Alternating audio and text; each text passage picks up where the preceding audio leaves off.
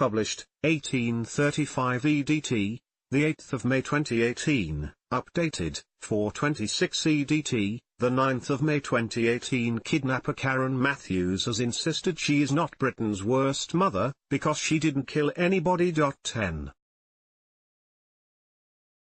years after she was jailed for kidnapping her daughter Shannon to cash in on a £50,000 reward, the 43-year-old still maintains she knew nothing of the despicable plot. The mother of 7, who served 4 years of her 8-year jail term, even offered to take a lie detector test to prove her claims. She also claimed to suffer more abuse than Baby P's mother Tracy Connolly and Maxine Carr, who covered up for Soham Killery and Huntley. Karen Matthews was pictured over the weekend sporting an entirely new look and was accused of sponging off her 72-year-old sugar daddy. The 43-year-old has offered to take a lie detector test to prove she wasn't involved in the crooked scheme. To profit from the disappearance of her 9-year-old daughter Shannon, she said the abuse she endures has also led her to have suicidal thoughts, and claimed she was made a scapegoat over the case of Shannon. I'm not Britain's worst mum. I didn't kill anybody, she told the Daily Mirror.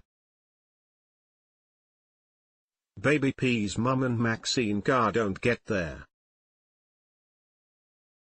abuse that I do. None of it's true. I'm on the edge. It makes me want to kill myself, but I'd never do that. She added that she is scared she will die alone, but is not looking for a man because she doesn't trust them. Matthews said she never knew where her daughter was when she went missing in 2008. Shannon, left, who was aged 9 at the time, was found 24 days after her disappearance tied up in the space under a bed in the town of Dewsbury, West Yorkshire. While she was missing, her mother helped lead a huge hunt for the child, right? Shannon, who was 9 at the time, was kidnapped from near her home in Dewsbury Moor, West Yorkshire, sparking a month-long police search. Matthews and her boyfriend at the time, Craig Meehan, made several public appeals for help to find the schoolgirl. She was found on March 14 at the flat of accomplice Michael Donovan in nearby Batley Car. She had been drugged and kept in a small compartment under the bed.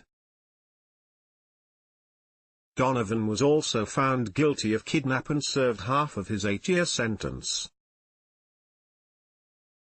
Matthews, who was relocated to a town in the south of England for her own safety following her release, also denied recent reports she had been selling sandwiches to homeless people that had been handed out for free by pret-a-manger shops. The shamed scrounger served 4 years for arranging the kidnap of her daughter.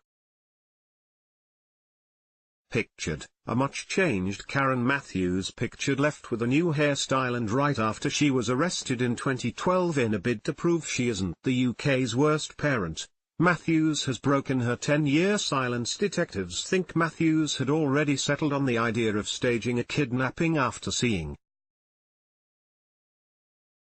how much money poured into the Madeleine McCann Fund. I never sold them, I gave them to the homeless, she claimed. It was getting dark earlier and I used to go to help pick them up and take them to the homeless around the station. Sometimes I'd take them to the Salvation Army.